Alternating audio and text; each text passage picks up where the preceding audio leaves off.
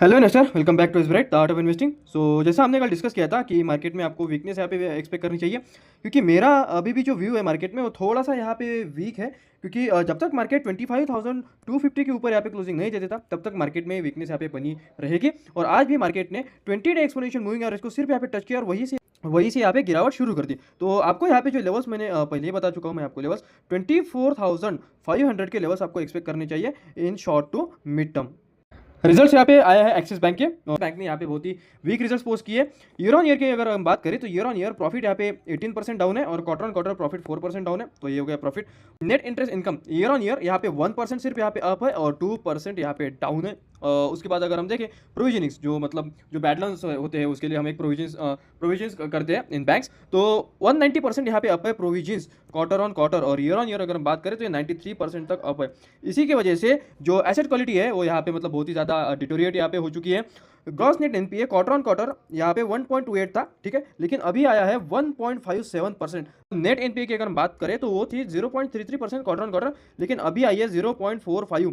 तो बहुत ही यहाँ पे वीक रिजल्ट एक्सिस बैंक ने पोस्ट किया और जिसके चलते मार्केट को इस रिजल्ट की पहले से एक्सपेक्टेशन थी, जिसके चलते मार्केट ने यहाँ पे 1240 से गिर के स्टॉक्स यहाँ पे 1150 तक यहाँ पे पहुंच चुका है। मतलब 10% का स्टॉक में ऑलरेडी करेक्शन हो गया है। एक छोटा सा सपोर्ट यहाँ पे है, ये वाला 200 एक्सपोनेंशियल मूविंग एवरेज, जो कि है 1130 के आसपास। तो 1130 तक ये स्टॉक आता हुआ हमें दिखाई पड़ रहा है। और एक आईटी सेक्टर के रिजल्ट्स विप्रो, और विप्रो के रिजल्ट्स भी यहाँ पे वीक टू एवरेज यहाँ पे रिजल्ट्स है। तो क्वार्टर ऑन क्वार्टर की अगर हम बात करें तो सभी सेक्टर में विप्रो ने यहाँ पे मतलब ड्रॉप यहाँ पे पोस्ट किया। ऑपरेटिंग प्रॉफिट मार्जिन ड्रॉप है, एबिटा ड्रॉप है, रेवेन्यू में भी ड्रॉप है और नेट प्रॉफिट में भी यहाँ पे ड्रॉप है। और year on year net profit यहाँ पे 10% तक बढ़ा है। मार्जिन में यहाँ पे थोड़ा सा हमें इंप्रूवमेंट यहाँ पे दिखाई पड़ रहा है, जो कि मार्जिन थे पहले पिछले क्वार्टर में 16.5% के, वो भी आए हैं 17.36% के यहाँ पे मार्जिन आए हैं। तो विप्रो के रिजल्ट्स एवरेज है। पॉलीकैप के रिजल्ट्स यहाँ पे बहुत ही अच्छा आए हैं। तो पॉलीकैप की अगर हम बात करें तो प्रॉफिट यहाँ पे ऑलमोस्ट 50% बढ़ा है, क्वार्टर ऑन क्वार्टर रेवेन्यू 25% बढ़ा है, EBITDA 47% बढ़ा है और मार्जिन में भी बहुत ही अच्छा हमें जंप दिखाई पड़ रहा है। इसी रिजल्ट्स के चलते स्टॉक को अगर हम देखें तो स्टॉक मतलब लास्ट के 2 वीक में अगर देखें तो 5800 से स्टॉक ने यहाँ पे जंप लगाया है 7000 के लेवल्स को। तो मार्केट को पता था रिजल्ट्स यहाँ पे अच्छे आएंगे, स्टॉक में ऑलरेडी फैक्टर इन सब गुडनेस जो है फैक्टर इन हो चुकी है, इसलिए आज स्टॉक में थोड़ी सी प्रॉफिट बुकिंग दिखाई पड़ रही है। Stock can retrace likely to the levels of 6x50। HDFC AMC के यहाँ पे रिजल्ट्स आए हैं, रिजल्ट्स बहुत ही अच्छे यहाँ पे आए हैं, जिसका कि मतलब एक अच्छे रिजल्ट्स की एक्सपेक्टेशन थी एचडीएफसी एमसी की तरफ से। प्रॉफिट में अगर हम देखिए तो प्रॉफिट पिछले साल थे यहाँ पे 638 करोड़ और आए हैं 747 करोड़। रेवेन्यू यहाँ पे थे 901 करोड़ के, जो कि अभी यहाँ पे बढ़ के आए हैं 968 करोड़।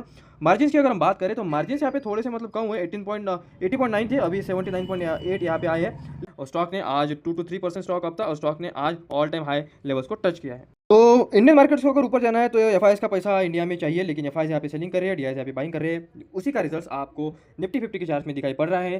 तो एथी मार्केट की कंप्लीट एनालिसिस और भी यहाँ पे रिजल्ट्स आए थे। जियो फाइनेंस के रिजल्ट्स अगर हम देखें तो जियो फाइनेंस के रिजल्ट्स यहाँ पे ठीक ठाक रिजल्ट्स थे, मतलब इतने भी बहुत अच्छे रिजल्ट्स नहीं थे। उसके बाद अच्छे रिजल्ट्स की अगर हम बात करें तो यहाँ पे इंडियन होटल्स के रिजल्ट्स यहाँ पे बहुत ही अच्छे आए थे।